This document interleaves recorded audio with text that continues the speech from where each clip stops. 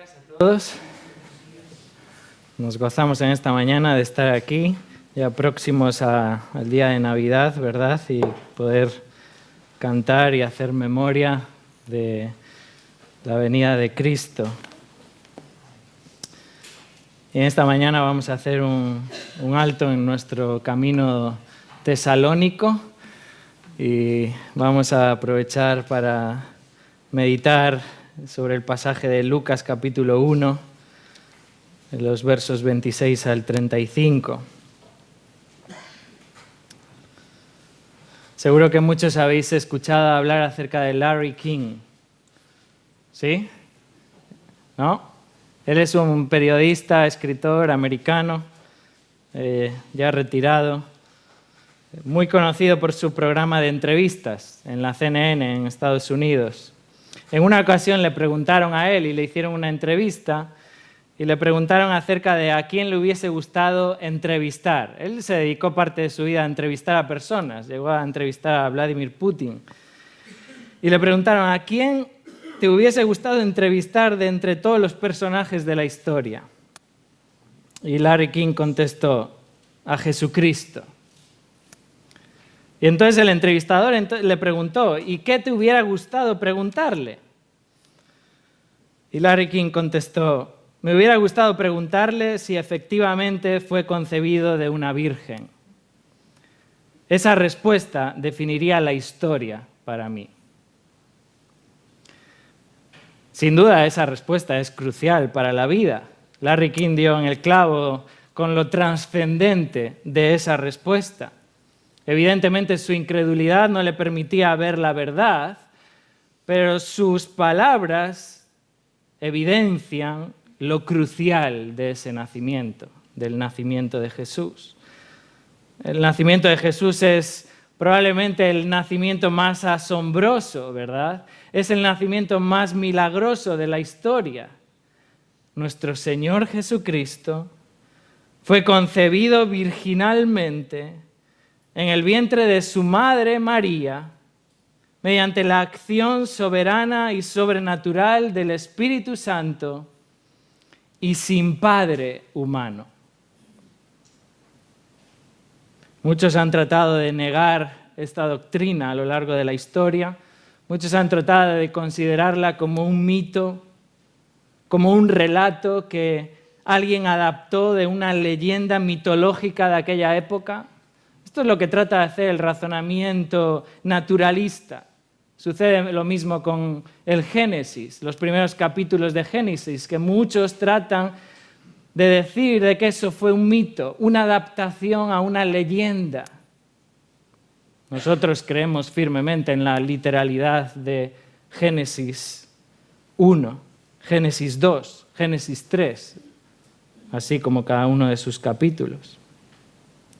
Hay otros que no niegan el nacimiento virginal de Jesús, pero simplemente lo ignoran o prefieren considerarlo como un tema secundario. Y yo me hago esa pregunta, ¿es realmente un tema irrelevante? La pregunta es, ¿se puede creer en el Evangelio sin creer en el nacimiento virginal de Cristo?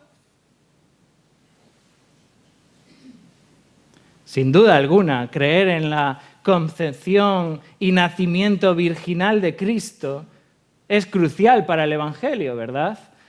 Es crucial para nuestras vidas. Es absolutamente necesario para la fe cristiana.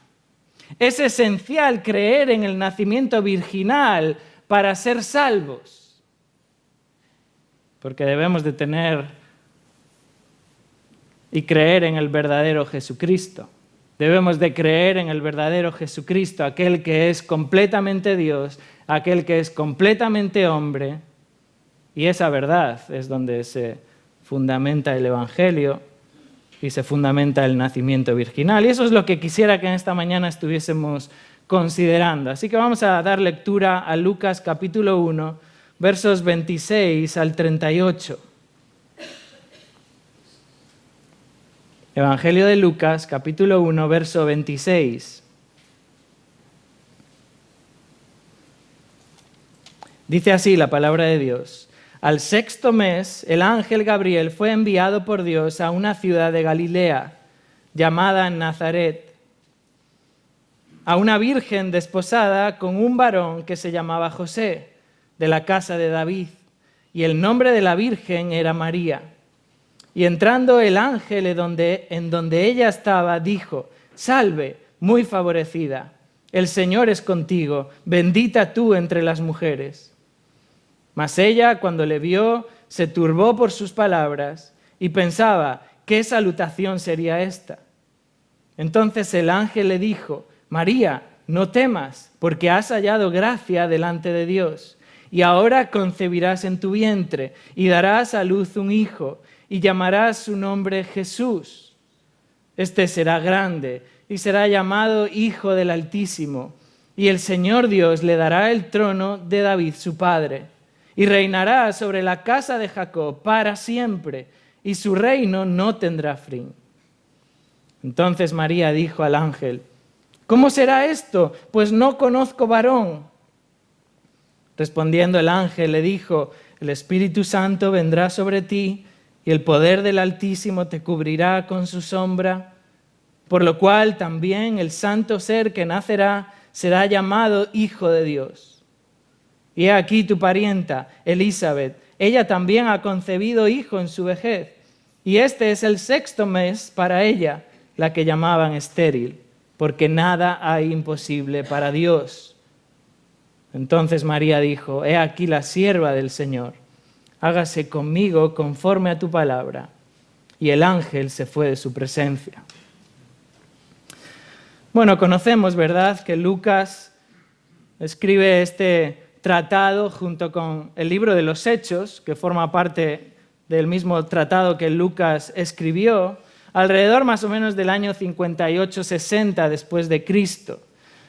Lucas escribe esto a Teófilo, el cual era un gentil que había sido convertido al cristianismo. Y si vamos a los primeros versículos del Evangelio, capítulo 1, versículo 1, Lucas nos detalla su propósito. Dice ahí: «Puesto que ya muchos han tratado de poner en orden la historia de las cosas que entre nosotros han sido ciertísimas, tal como nos lo enseñaron los que desde el principio lo vieron con sus ojos y fueron ministros de la palabra, me ha parecido también a mí, después de haber investigado con diligencia todas las cosas desde su origen, escribírtelas por orden, oh excelentísimo Teófilo, para que conozcas bien la verdad de las cosas en las cuales has sido instruido». Notar aquí que Lucas tiene el propósito de que Teófilo conozca bien la verdad de las cosas en las cuales él había sido instruido. Este es el propósito de Lucas al escribir este tratado. Y Lucas en estos versículos afirma haber investigado cuidadosamente, haberlo hecho con diligencia, haber visto todos y cada uno de esos sucesos desde su origen, investigándolos, y ahora junta este tratado, junto con el libro de los Hechos, en un tratado y un relato fiel, un relato preciso de las cosas, fijaros como dice ahí en el verso 1, que han sido ciertísimas. Y esto sin duda incluye también el relato que acabamos de leer de la Anunciación a María. Este relato está lleno de detalles asombrosos, ¿verdad? Uno lo lee y se asombra por cada uno de sus versículos. La aparición de un ángel, la concepción de una virgen, una profecía, el poder de Dios manifestado, la obra del Espíritu Santo, un engendramiento sin pecado. Detalles asombrosos. Yo quisiera que en esta mañana nos centrásemos en dos hechos que de alguna manera resaltan en este relato y que son claves para entender el nacimiento virginal de Jesús. Y hermanos, de estos dos hechos se derivan dos doctrinas fundamentales, dos doctrinas esenciales para el Evangelio. Por eso afirmamos que el nacimiento virginal de Cristo es crucial para el Evangelio. Y así que en esta mañana vamos a considerar estos dos hechos clave del nacimiento virginal de Cristo. Dos hechos clave del nacimiento virginal de Cristo. Y hermanos, probablemente hemos escuchado esto muchas veces. Pero el propósito, una vez más, de escuchar este relato y de profundizar en él es afianzar lo que creemos, afianzar en qué creemos, y eso nos lleve a adorar a Dios. Así que veremos en primer lugar que María concibió por la obra del Espíritu Santo, y esto evidencia la deidad de Cristo. Este es el primer hecho: María concibió por la obra del Espíritu Santo, y esto evidencia la deidad de Cristo. Y en segundo lugar veremos que María fue la madre natural de Jesús, y esto evidencia la encarnación de Cristo. Vamos a ver en primer lugar la evidencia de su deidad, la evidencia de su deidad en la concepción por la obra del Espíritu Santo. María concibió por la obra del Espíritu Santo, ¿verdad? Y esto evidencia la deidad de Jesucristo. Su concepción milagrosa demuestra la deidad de Cristo.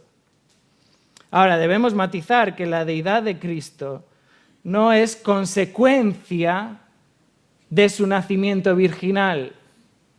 Cristo no necesitaba ser concebido virginalmente para llegar a ser Dios, ¿verdad? El hecho de ser concebido por el Espíritu Santo no es lo que hizo que Él fuera Dios. Él era Dios desde la eternidad. Pero su concepción virginal evidencia, manifiesta su divinidad. Y negar el nacimiento virginal nos lleva a negar la deidad de Cristo.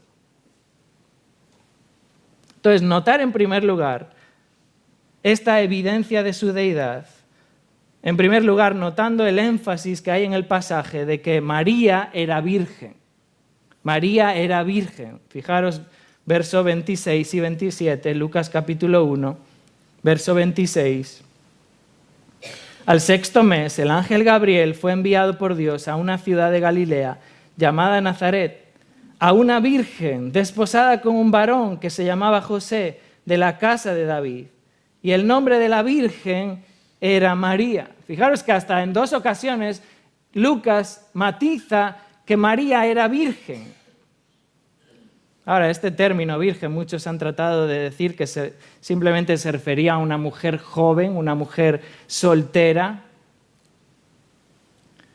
Y puede que el término lleve implícito de que ella era joven y soltera, así como lo era, ¿verdad? Probablemente no llegaría a los 17 años. Pero sin duda alguna, este término virgen está diciendo que ella no había tenido relaciones sexuales con ningún hombre. Y esto se corrobora por el verso 34 en la manera en la que María responde al ángel. Verso 34, María le dice al ángel: ¿cómo será esto? Pues no conozco varón. María misma se cuestiona cómo es que va a concebir si ella no conoce a varón, si ella no tiene relaciones sexuales con ningún varón, ni además las puede tener porque ella está en el tiempo de su desposorio. El pasaje aclara que María está desposada con José, ¿verdad? Verso 27, desposada con José, este tiempo de desposorio, que era un tiempo de compromiso firme en la pareja, era un compromiso formal, podría durar incluso hasta los 12 meses, un año, pero era considerado por las mismas obligaciones que tenía el matrimonio. La mujer en el desposorio tenía la misma posición legal que tenía una esposa. Lo mismo sucedía con el hombre, que era considerado incluso como esposo, como marido. Pero había una cosa en ese periodo de desposorio, que estaban formalmente y legalmente de cara a la gente como si estuvieran casados, pero en ese tiempo de desposorio no podían tener relaciones sexuales. Por eso Mateo capítulo 1,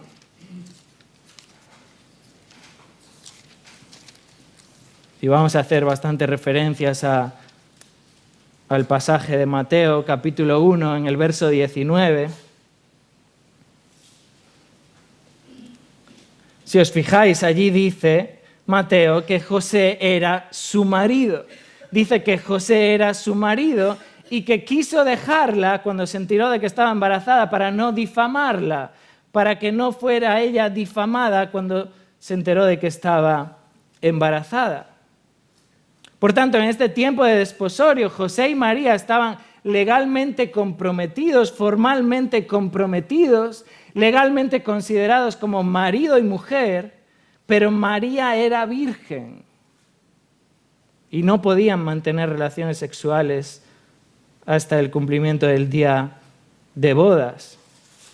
Fijaros que el pasaje de Mateo también corrobora la virginidad de María. Mateo capítulo 1,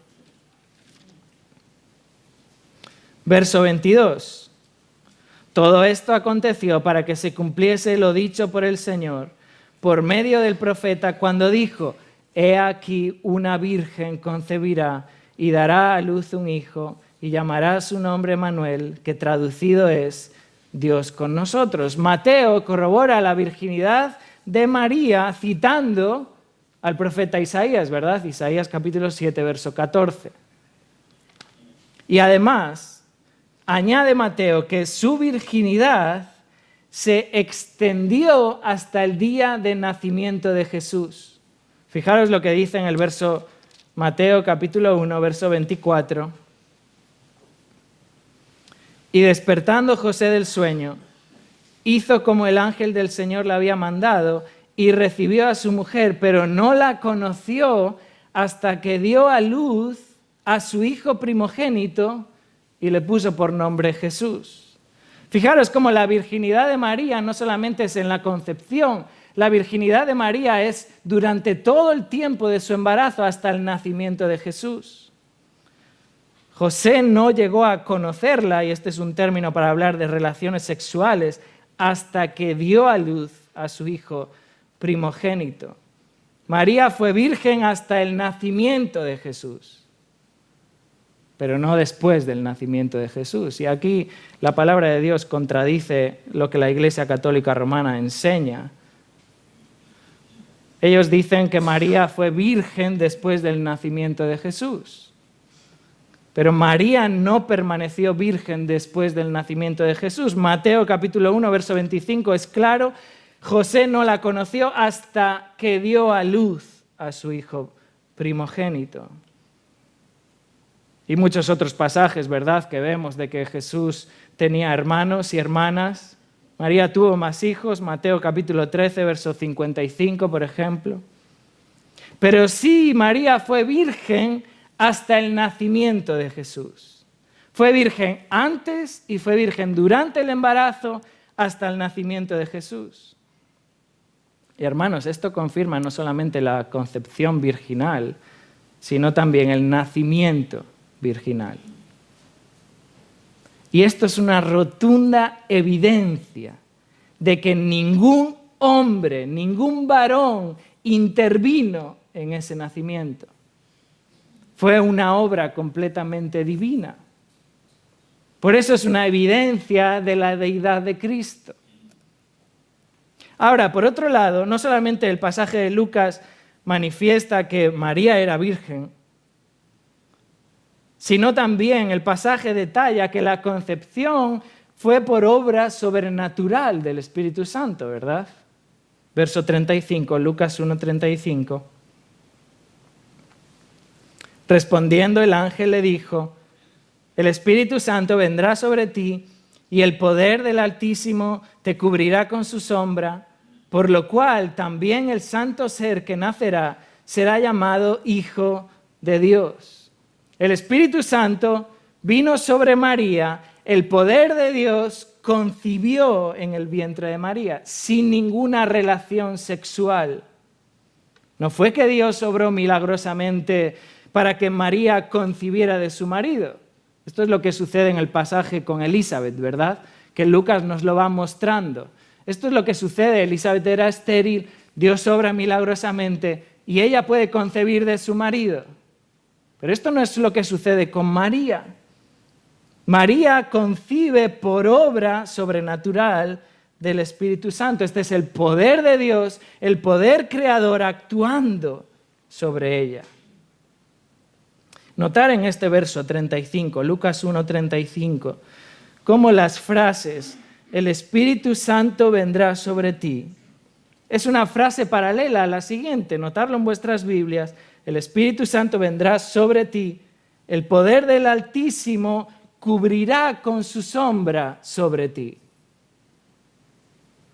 Son frases paralelas que se complementan la una a la otra. Están describiendo cómo el Espíritu de Dios está actuando con poder y un poder creador en el vientre de María.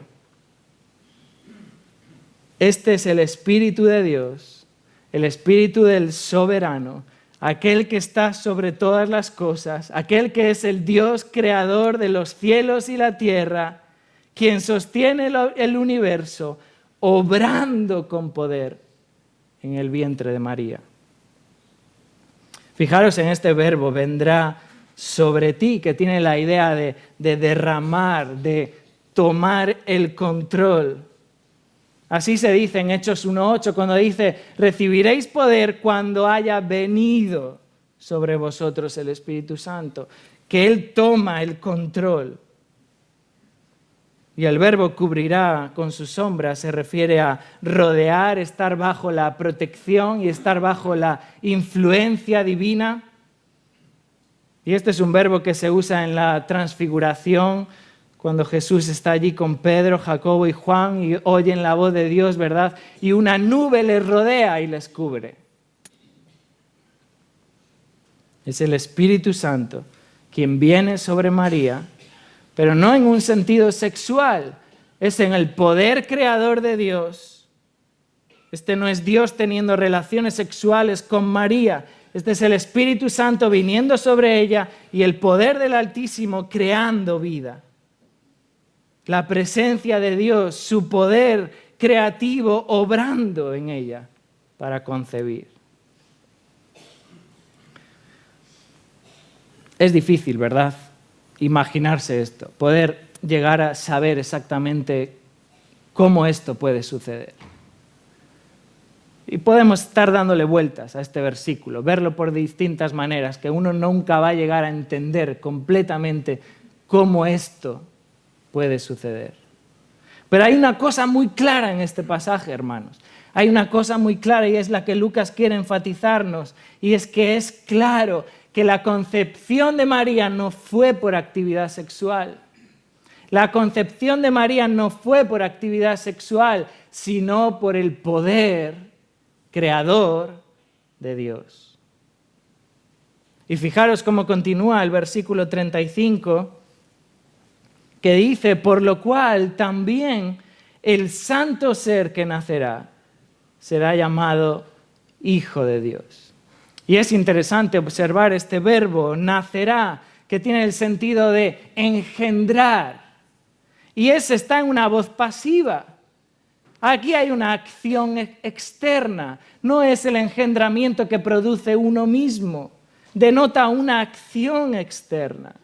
Y podría traducirse esto como diciendo: el santo ser que es engendrado. O lo santo, como lo traduce la Biblia de las Américas, lo santo que es engendrado. Por eso el ángel le dice a José en Mateo, de nuevo Mateo capítulo 1, verso 20, no temas recibir a María tu mujer, porque lo que se ha engendrado en ella es del Espíritu Santo. Hermanos, es la acción del Espíritu de Dios concibiendo, engendrando, creando un feto en el vientre de María. Y fijaros este verso 35 que dice: por lo cual será llamado Hijo de Dios. Y notar ahí la conjunción esta, por lo cual, porque está indicando un resultado. Este es el resultado de la actividad creadora de Dios, que éste será llamado Hijo de Dios. Lo santo engendrado en María será llamado Hijo de Dios. Hermanos, la concepción de María fue por obra sobrenatural del Espíritu de Dios. No hay intervención humana, no hay ningún papel de un varón, y esto evidencia la deidad de Jesús, la deidad de Cristo, de que Él es el Hijo de Dios, de que Él es el Hijo del Altísimo, de que Él es el Cristo, de que Él es el Mesías.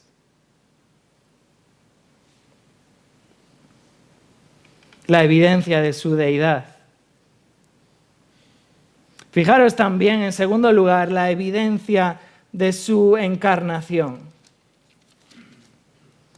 No solamente el nacimiento virginal de Jesús nos manifiesta la deidad de Cristo, sino también su encarnación.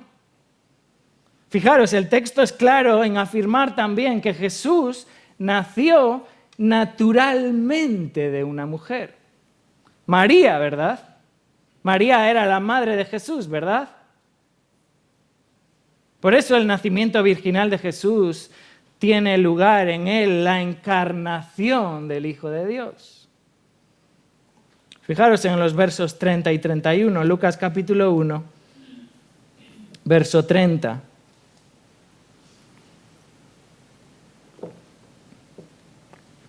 Y notar cómo el pasaje está enfatizando que Jesús fue engendrado en el vientre de María.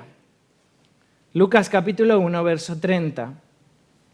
Entonces el ángel le dijo: María, no temas, porque has hallado gracia delante de Dios, y ahora concebirás en tu vientre y darás a luz un hijo, y llamarás su nombre Jesús.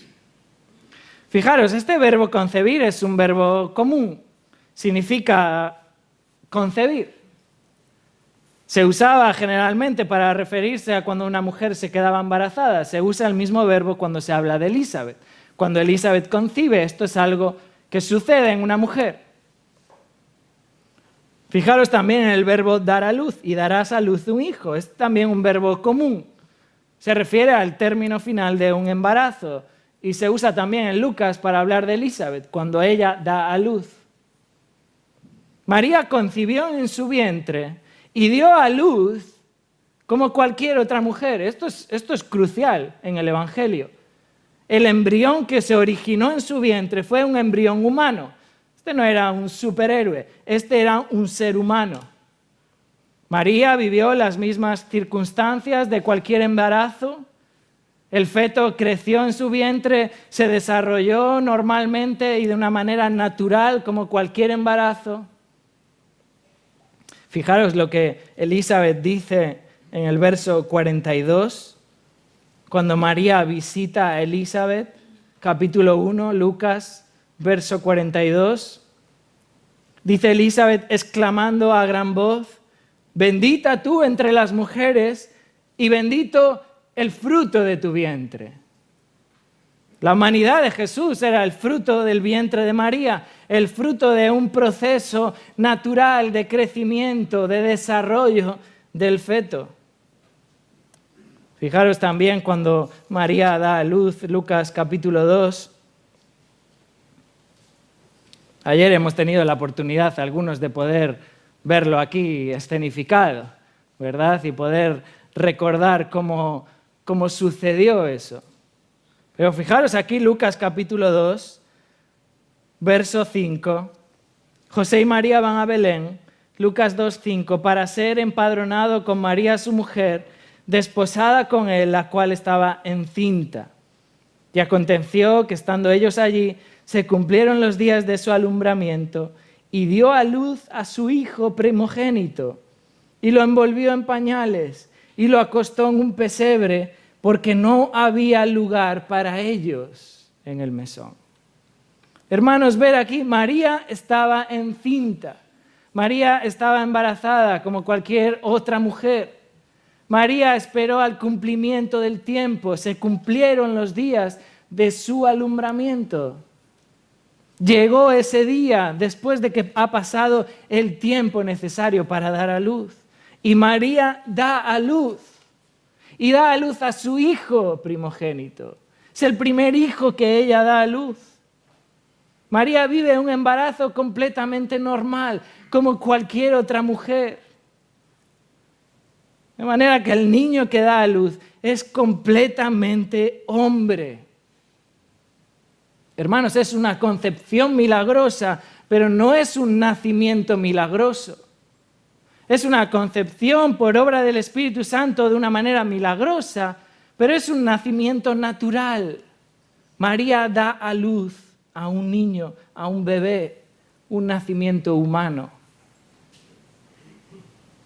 De hecho, María es llamada Madre de Jesús. Sí, María es Madre de Jesús. Elizabeth la llama así cuando viene a ella, ¿verdad? La Madre de mi Señor. Lucas lo menciona en multitud de pasajes. Por ejemplo, verso 33, Lucas 1:33, José y su madre estaban maravillados de todo lo que se decía de él, de Jesús. El mismo Jesús, ¿verdad? En la cruz reconoce a María como su madre. El Evangelio de Mateo comienza la historia del nacimiento de Jesús diciendo así: el nacimiento de Jesucristo fue así, estando desposada María, su madre, con José. María es la madre de Jesús. Pero el hecho de que María sea la madre de Jesús no significa que María es la madre de Dios. María no es la madre de Dios. En ningún lugar en la Biblia se afirma que María sea la madre de Dios. Dios es eterno.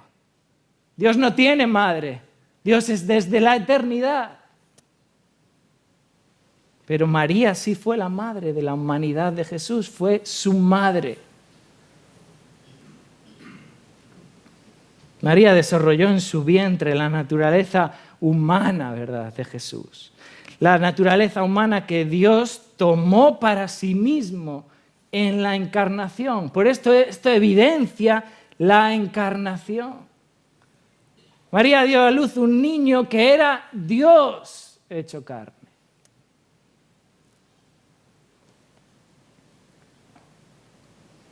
Hermanos, esta es la maravilla del nacimiento de Jesús, que es la encarnación de Dios mismo. Gálatas 4:4, ¿verdad? Cuando se cumplió el tiempo, Dios envió a su Hijo nacido de mujer. Es que esa frase es crucial. Nacido de mujer. Un hombre. Esto es lo que declara el apóstol Juan, ¿verdad? Juan capítulo 1. ¿Me acompañáis ahí por un momento? Juan capítulo 1.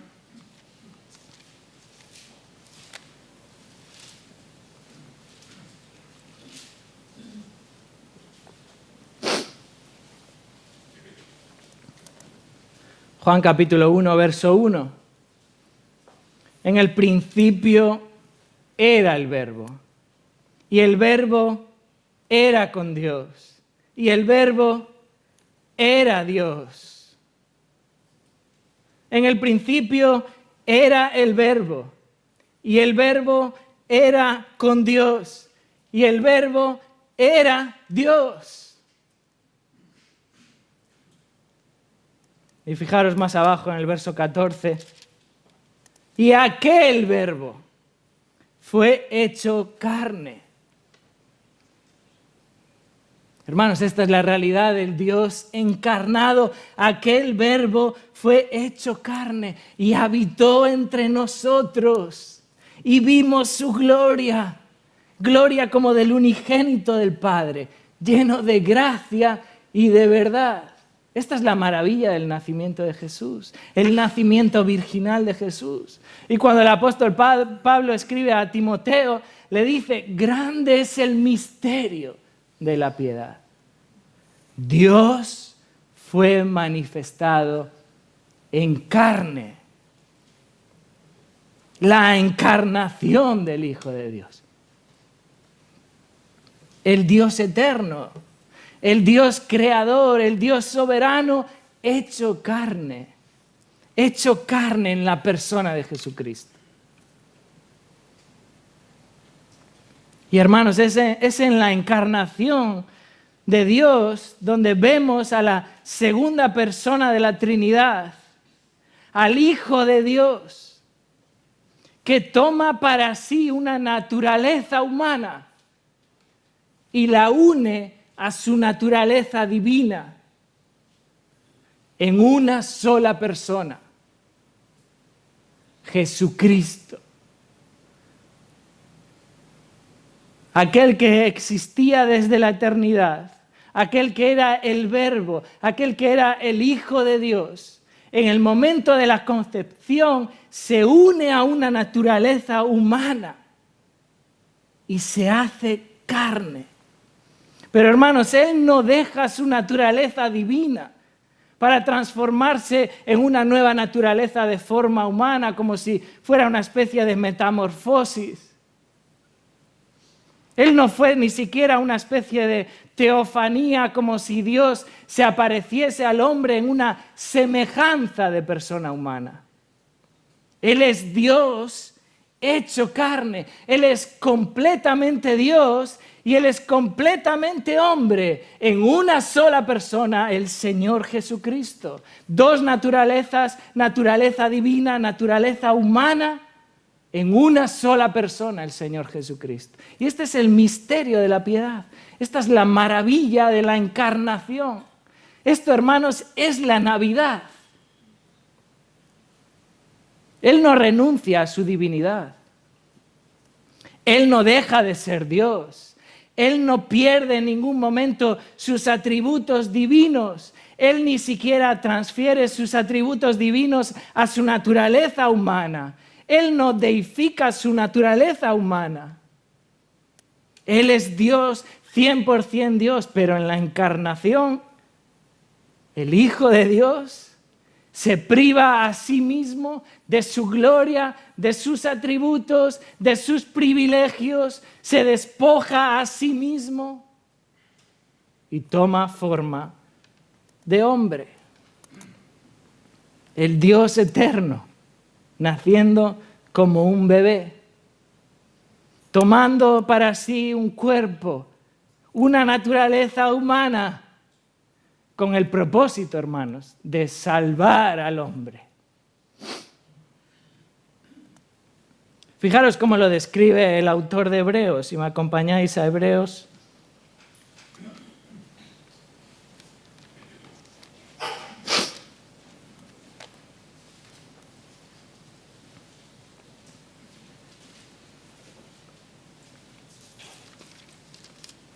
Hebreos capítulo 10.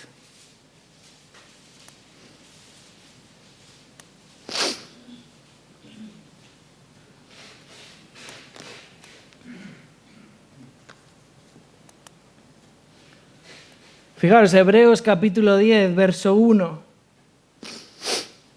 Porque la ley, teniendo la sombra de los bienes venideros, no la imagen misma de las cosas, nunca puede, por los mismos sacrificios que se ofrecen continuamente cada año, hacer perfectos a los que se acercan. De otra manera, cesarían de ofrecerse. Pues los que tributan este culto, limpios una vez, no tendrían ya más conciencia de pecado. Pero en esos sacrificios cada año se hace memoria de los pecados. Porque la sangre de los toros y de los machos cabríos no puede quitar los pecados. Pero fijaros la maravilla del verso 5. Por lo cual, entrando en el mundo, dice, y este es el Señor Jesucristo, sacrificio y ofrenda no quisiste, mas me preparaste cuerpo. Holocaustos y expiaciones por el pecado no te agradaron. Entonces yo dije, he aquí que vengo, oh Dios, para hacer tu voluntad. Como en el rollo del libro está escrito de mí, diciendo primero, sacrificio y ofrenda y holocaustos y expiaciones por el pecado no quisiste, ni te agradaron, las cuales cosas se ofrecen según la ley. Y diciendo luego, he aquí que vengo, oh Dios, para hacer tu voluntad. Quítalo primero para establecer esto último. Y es en esta voluntad, verso 10, en esa voluntad somos santificados mediante la ofrenda del cuerpo de Jesucristo, una vez para siempre. Esa es la encarnación del Hijo de Dios, tomando para sí, el Hijo de Dios cumpliendo la voluntad del Padre, tomando para sí la forma corporal. Me preparaste cuerpo, uniéndose a una naturaleza humana para ofrecerse a sí mismo en la cruz, como ofrenda por el pecado. Por eso el apóstol Pablo en Romanos capítulo 8, verso 3, allí dice que Dios envió a su Hijo en semejanza de carne de pecado y a causa del pecado. Esa es la Navidad, hermanos. Dios hecho carne para ofrendarse a sí mismo por el pecado. Y fijaros cómo sigue Hebreos 10, verso 11. Y ciertamente todo sacerdote está día tras día ministrando y ofreciendo muchas veces los mismos sacrificios que nunca pueden quitar los pecados.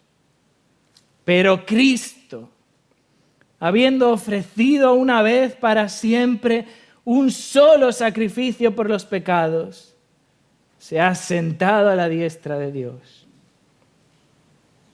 Y de ahí en adelante, esperando hasta que sus enemigos sean puestos por estrado de sus pies. Porque con una sola ofrenda hizo perfectos para siempre a los santificados. Y volver ahora al verso 1, que dice ahí que los sacrificios que se ofrecen continuamente cada año se hacen para hacer perfectos a los que se acercan. Cristo, con una sola ofrenda, la de sí mismo, hizo perfectos para siempre a los santificados. Jesucristo, quien habiendo muerto en la cruz fue ese sacrificio perfecto por nuestros pecados.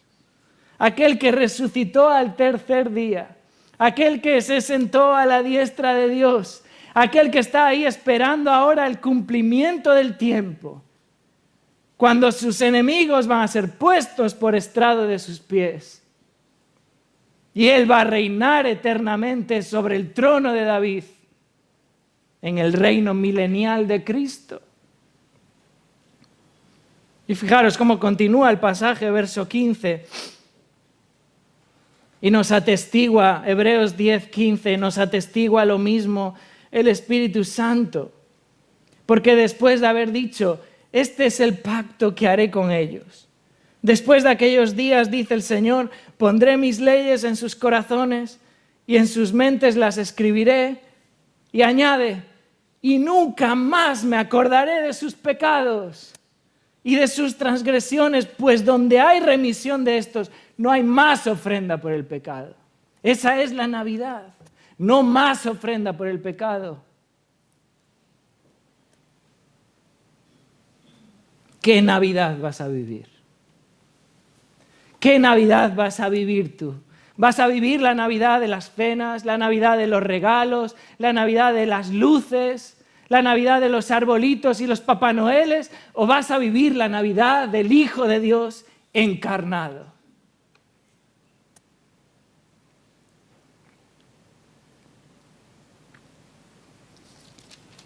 Porque esto es lo que evidencia el nacimiento virginal de Cristo. Evidencia su deidad, evidencia su encarnación. Él es Dios hecho carne. Solo siendo completamente Dios, hermanos. Solo siendo completamente Dios, Jesús pudo ser un sacrificio perfecto por el pecado. Solo Dios podía hacerlo. Hermanos, solo siendo completamente hombre, Jesús pudo ser un sustituto perfecto por tu pecado. Esta es la gloria del nacimiento de Jesús. Esta es la Navidad. Fijaros cómo empieza el libro de los Hebreos. Hebreos capítulo 1.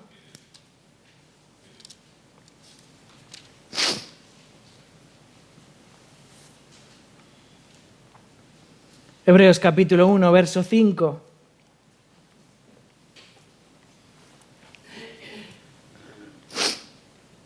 Porque ¿a cuál de los ángeles dijo Dios jamás: mi hijo eres tú, yo te he engendrado hoy? Y otra vez, yo seré a él padre y él me será a mi hijo. Y otra vez, cuando introduce al primogénito en el mundo, dice: adórenle todos los ángeles de Dios. Ciertamente de los ángeles dice: el que hace a sus ángeles espíritus y a sus ministros llama de fuego. Pero del Hijo dice, verso 8, tu trono, oh Dios, por el siglo del siglo. Cetro de equidad es el cetro de tu reino.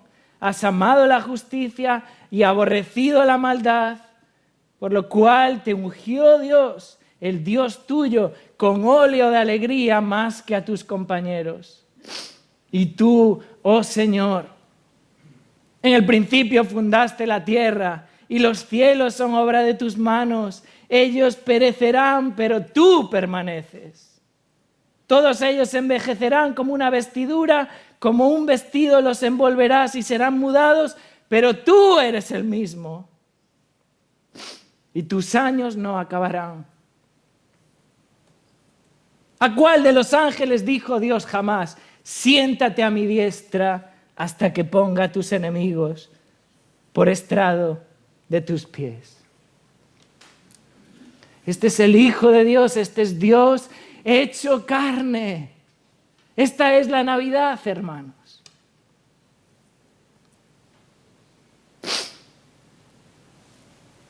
Y fijaros luego, capítulo 2, verso 6.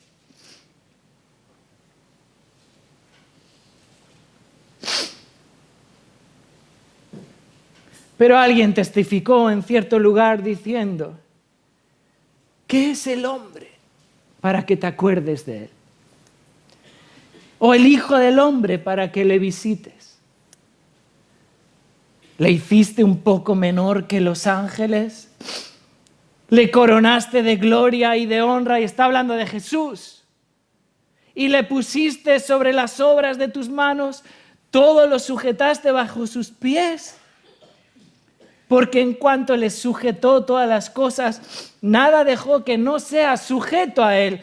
Pero todavía no vemos que todas las cosas le sean sujetas. Pero fijaros, verso 9, pero vemos a aquel que fue hecho un poco menor que los ángeles, a Jesús, coronado de gloria y de honra, a causa del padecimiento de la muerte, para que por la gracia de Dios gustase la muerte por todos. Esta es la Navidad, hermanos. El Hijo de Dios, hecho carne, un poco menor que los ángeles, como un hombre encarnado, viviendo en este mundo, para ser una ofrenda por el pecado. ¿Qué Navidad vas a vivir?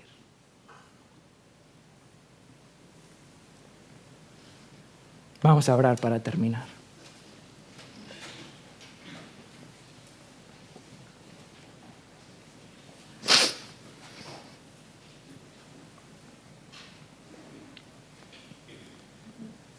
Señor, te alabamos, te adoramos en esta mañana al contemplar tu majestad.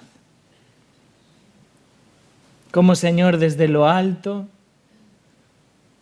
no estimaste el ser igual a Dios como algo a lo que aferrarte, sino que te despojaste a sí mismo. Gracias, Señor. Tú no has dejado de ser Dios, pero te has tomado forma corporal para ser una ofrenda por nuestro pecado. Un sacrificio perfecto, un sustituto perfecto.